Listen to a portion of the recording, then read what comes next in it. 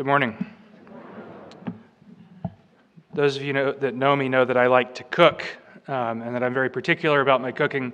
I like to eat also, I guess. That goes with that. I think last week I told you about going to the gym and the trainer, and he's trying to make me lose weight. And last night he emailed me this 15-page personalized document on how I ought to eat. And it's telling me things like, fistfuls of food or whatever, and a thumb to measure the fat, which I didn't know olive oil was fat. I'm not going to count it as that. And I wanted to reply back and be like, buddy, I really appreciate that you took the time to do that, and you're not getting paid to do that, but I'm totally not going to do any of this because I like to eat. And anyway, so part of cooking is making sure that we know how to cook properly. So there are many ways to cook steak. Only one of them is right. And the proper way to cook a steak is to start off with the right kind of steak. So nothing that's sirloin or below. It's got to be at least a strip, preferably a ribeye. The trainer said, don't eat ribeyes, they're too fatty. I'm like, what's the point of life? So to properly cook a ribeye, it's got to first be at least 2.5 inches thick. You got to take it out of the fridge for a little while so it can kind of start to warm up a little bit. Not too long, because you don't want to introduce any, foodborne illnesses or whatnot. Then you get the molten sea salt flakes. They're like these giant flakes of salt that are they're like little tiny pyramids. So they've got all this surface area, and they stick to the steak, and it draws out the moisture, and then the salt kind of dissolves with the moisture. Okay, that's the first step. Then you hit it with an all-purpose seasoning, which the one that I use is salt, pepper, garlic, and it might have a little MSG in it. My sister, who homeschools and is very natural, everything, she even had her fourth child at home, on purpose, which is, but she's very natural. She found out that I was putting this MSG-tainted all-purpose seasoning in food that I was making for her children one time, and she almost killed me. But I said, it tastes good, doesn't it? Anyway, so you hit it with that, let that sit for a little bit, and then you hit it again with steak seasoning that's got more salt and pepper in it, and some garlic and a few other things. And some people, like Father Michael, say that's way too much salt. But when you start off with a proper cut of beef, you understand that it can take all that seasoning, and especially because you let it sit there for a while, and then you go to cook it. And in order to cook it, you have to have 2 grills, not just one. You can do one, but it's easier with 2. The first one, you set to 225 degrees. You set that thing on there for about an hour. When the internal temp hits 100, you take it off. It looks disgusting. And then you go to the other grill, which you've got cranked all the way up to 749 degrees. I think that's just as high as the thing goes on my grill. And then you sear it for maybe a minute aside, and that locks in all that good flavor that salt drew out. And it's perfect. You cut into it. It doesn't have that gradation of color. It doesn't, have char, gray, pink, red. You just cut through the char, and you've got this perfect red center, because that's how you eat a steak. You don't overcook it. And if you do, you should be disemboweled and drawn and quartered for ruining good meat. But the purpose of putting that salt on there is to draw out the flavor. You don't want to taste the salt, right? It's possible to put too much salt on something. So you don't want to oversalt it. Salt draws out the flavor. It draws out the goodness.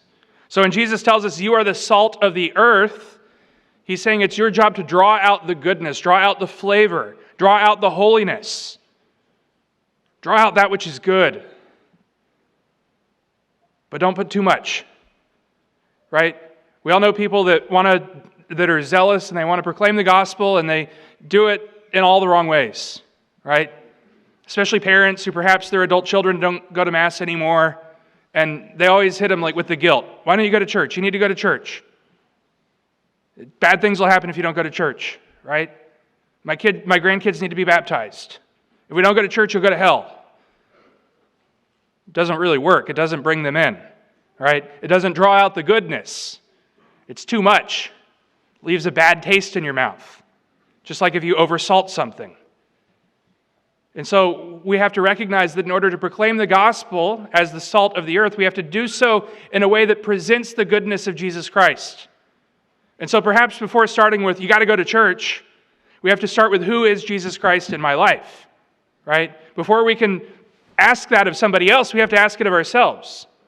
Do I really know and understand who Jesus Christ is? And do I live in a way that responds to that? Do I live in a way that allows others to see that? And then Jesus says, you are the light of the world, right? Light, it reveals all things. In the prologue of John's Gospel, St. John talks about the darkness. And the light came into the darkness, and the darkness could not comprehend it. Light reveals things. Light shows things. If you've ever been in true darkness, like if you've been in a cave before, it's eerie. There's this just like sense of you can't feel anything. The air is thick. Even if you hold your hand right in front of your face, you can't even see like the outline. You're in total darkness. And then when that flashlight comes back on, all of a sudden, you're blinded for a little bit, but then your eyes adjust and you can see again. Light banishes darkness. I remember about 5 or so years ago when we had that eclipse that, you had to go to your eye doctor and get the special glasses to look at it, and you couldn't see anything through them regularly, but then you looked up at the eclipse and you could see this cool, little ring around the sun or the moon or whatever it was, I don't know. But if you looked at it directly, you'd burn your retinas out, right? So there can be too much light as well, just as there can be too much salt. If you take a magnifying glass and hold it over an anthill and concentrate the sun's light through it, you're going to catch the ants on fire. Some people might think that that's extreme, and maybe that is too much use of light. Other people think it might be justified. But light can be misused, right? If you go out in the sun without sunscreen on and you have a nice, fair Irish complexion, then you're going to get burnt to a crisp. But then again, that sunlight, it gives, vitamin D, I think. It makes you happy, it makes you excited, right? Is that it? Okay, thank you. How did you know that? You just did, okay. Yeah. And then you're pointing at the lights that are blinding me also. You kids are perfect. Okay. Like these lights, it's too much light. I feel like I need sunglasses sometimes standing up here. But we recognize that light casts out darkness. So we're called to be the light of the world as well. The light that reveals to the nations Jesus Christ. And so we do so first and foremost, yes, by preaching, but also by living our lives. By living our lives in accord with Jesus Christ. By living our lives in accordance with the teaching of the gospel. And that compels us to serve the Lord. That compels us to desire to walk with the Lord. It oftentimes amazes me. I stand up here and I look out and there's 350, 360, 400. Phil, how many people are there? You're not done counting, are you? Do they teach counting at Clemson? Can you go above 100? Okay, 340. Okay, good. So there's 340 of you out there, and there's 4 ushers, and there's 2 altar servers, and there's 3 people singing in the choir, and there's all of you. Just sitting there. Salt. Ready to be used, ready to season, ready to bring something good out. We have to ask ourselves, in what ways can we actually give back and serve? Well, the basket comes by, I drop my check in, so quit complaining and asking for more, all right? Do it online, so quit asking for more. Jesus asks a lot more from us than just participation or than just giving money. He asks for our whole lives. He asks for us to recognize that we are no longer who we were before we met Him. He asks us to recognize that we are called to change. When He called His apostles, He said, "Come and follow me." And what happened? Simon and Andrew, they left their nets. They left their nets and they followed after Him. They left behind their old way of life. They left behind their livelihood to follow after Jesus Christ. In what ways is Jesus calling you to follow after Him, to serve Him, to give back? In what ways is Jesus asking you to leave a little bit of your old self behind, to give to Him? It's really easy to just receive. It's really easy to just sit and listen. But then to put that into action, to actually serve God. So, I'm not a big fan of Catholic guilt, but I'm Catholic guilting you right now. This many people, we ought to have more participation in the different aspects of our liturgical life here at the church. First reading, the prophet Isaiah says, "Share your bread with the hungry, shelter the oppressed and the homeless, clothe the naked when you see them, and do not turn your back on your own." So we have the corporal works of mercy, right? Because of our love of Jesus Christ, because of our desire to follow after Him, we're called to serve, we're called to do. Now, not all of us are called to go out into the streets and minister to the poorest of the poor, like Mother Teresa, right? Mother Teresa went out into the streets of Calcutta, dirty, nasty, smelly, and she gave dignity to these people as they died. She ministered to their earthly needs. She prayed with them. She was acting as the hands and feet of Jesus Christ. Share your bread with the hungry, shelter the oppressed and the homeless. Last week we heard the beginning of the Sermon on the Mount, the Beatitudes. Blessed are the poor in spirit. Right? Perhaps we will never encounter people who are truly poor, like the poor of Calcutta. Perhaps we will never encounter people who are truly impoverished. But we do meet people who are poor spiritually all the time. Whether it's our family, whether it's our friends. We encounter people who are in a great poverty of spirit, who need to recognize who Jesus Christ is, who need to feel His saving work in their lives, who need to be transformed by His power and His grace. We meet people like that all the time. And so we are called to share our bread with them. We are called to shelter the oppressed and the homeless, those who do not know God. It's the last time we've invited somebody to come to church. Before Christmas, I urged all of you to invite somebody that no longer goes to Mass to come to Mass. We're not that much fuller than we were before Christmas. But how often do we do that? How often do we ask? Do we try to bring out that goodness? Do we, as the salt of the earth, bring about that flavor?